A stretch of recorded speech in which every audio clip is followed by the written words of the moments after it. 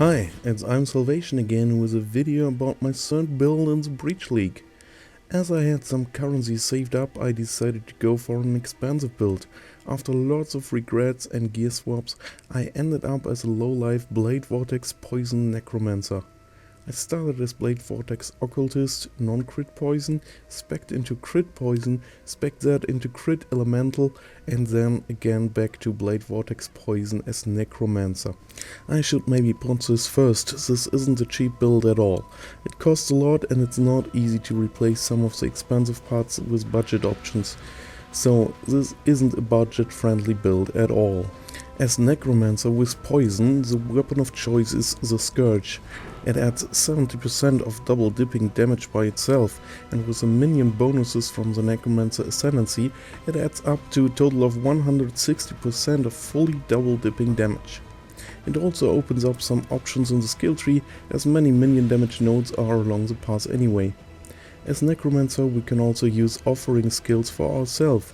I decided to go with the rarely used Spirit Offering for the physical damage added as extra chaos damage. Bone Offering would be a more defensive option to get some block. To get even more damage and auras, I went low life using a Shafts.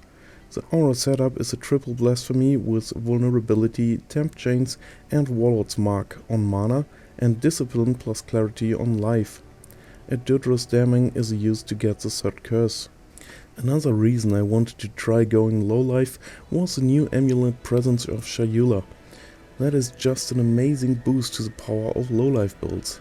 It keeps the important stun immunity and adds a ton of flat energy shield and chaos resistance on top. The boots are death's doors, as being bleed immune is just a really big quality of life. They also have decent movement speed and provide an additional endurance charge for Warlord's Mark.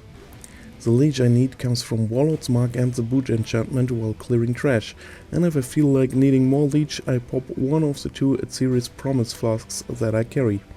Not only do they provide a lot of leech from all my chaos damage, they also add a ton of extra damage on top and cap out my chaos resists.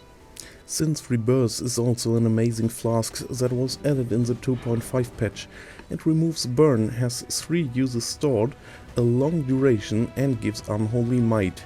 Unholy Might is 30% of physical damage added as extra chaos damage, which is just amazing for this build. The Dying Sun is a really fun flask. It adds a lot of AoE, making the Bladevortex at a decent size even with concentrated effects slotted. The main link for damage is the Bladevortex, added chaos damage, poison, void manipulation, controlled destruction, increased AoE and conk effect as swap. The trusty Wizard Totem Bro is also a must-have and boosts the damage so much it's crazy. To cast my offering I'm a bit lazy. I use cast when damage taken with Spirit Offering and Desecrate. And yes, I know, it can't cast the offering right away with the desecrated corpses on the same trigger, but it works in 2 triggers and the duration never felt too short for me. As we use a claw and a shield, we can choose if we like Whirling Blades or Shield Charge better. For me, Whirling Blades still feels better for evading attacks.